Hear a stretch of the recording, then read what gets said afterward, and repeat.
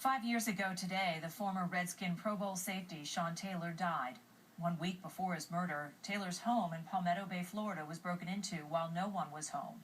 Then November 26, 2007, a group of men broke into Taylor's home on what appeared to be another robbery attempt. Taylor was shot in the leg, the bullet hitting an artery, and all of this occurred while his girlfriend and his daughter were hiding under their bed. He passed away the next day. Here are some of those who knew Taylor best as they shed light on a life and death that still haunts one of the NFL's most storied franchises.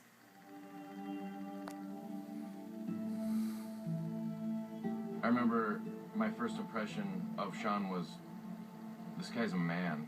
His athletic ability was second to none. When you seen him out there, man, it was just natural. He played the game like it was supposed to be played at that position. This guy was 24 and was just entering his prime.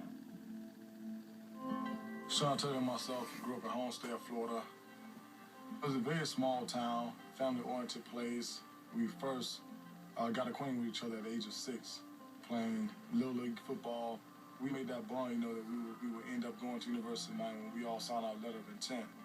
We used to always watch the incoming recruits highlight tapes, and it was one kid that stood out. He played running back in high school, and he was always like jumping over guys and score touchdowns. And I was like, wow, this dude coming in to take my job. And I remember asking our running backs coach, like, who is this? And he was like, he wanted to play safety. And I was like, what? This kid here, man, is a beast. It's like a specimen. It's like he was born to play football. I always say it had to be Forest State. PK Sam came on crossing route. When Sean hit him, his body did like a somersault, flip upside down. Talking back and forth with the GM, the owner, and Coach Gibbs at the time, they were really high on drafting Kellen Winslow. Reporters would drop by all the time and say, Sean Taylor, gotta take Sean Taylor. And I told them, I think Kellen a great player, but you only gonna have one opportunity to draft a guy that's gonna impact the game, such as Sean. With the 5th pick in the 2004 NFL Draft, the Washington Redskins select Sean Taylor. Sean would beat the crap out of guys in practice, and he never did it to me, and I was always so thankful. And I always thought, I'm going to be nice to this guy, because he's about the toughest guy I've ever met. 15, 10, 5, there are no flags, touchdown, Sean Taylor, he does it again, how about that?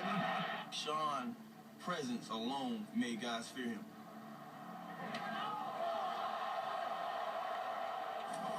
What a good feeling, huh? I really think fatherhood changed Sean.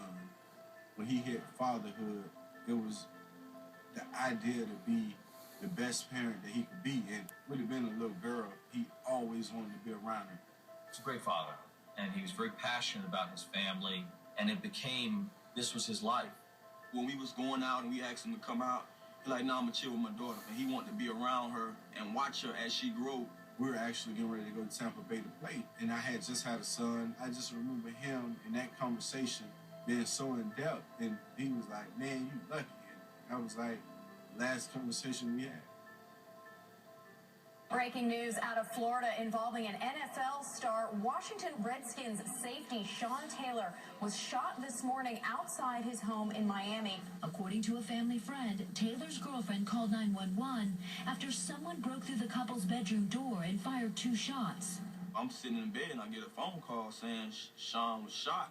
Taylor's condition is now listed as critical. About 4:30 or 5 in the morning, I got a phone call from Drew Rosenhaus, and said we lost him.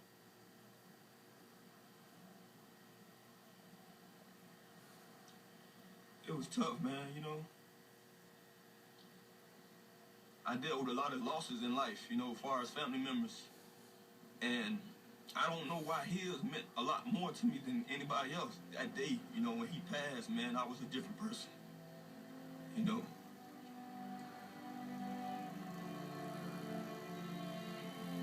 That's why when I make plays, I throw it to Deuce One. To this day, I still throw them up. I had this obituary in my living room. I had this picture up for a while, just to remind me what's important. You know, just his memory. The thing I miss most is just knowing that he's here. I catch myself watching a lot of his highlights on YouTube and just bringing back old memories and just reminiscing. For that little bit of time that we shared here, that time meant a lot. And that's why it probably hurt me so much, because you ain't gonna get that again, you know, until I meet him on the other side.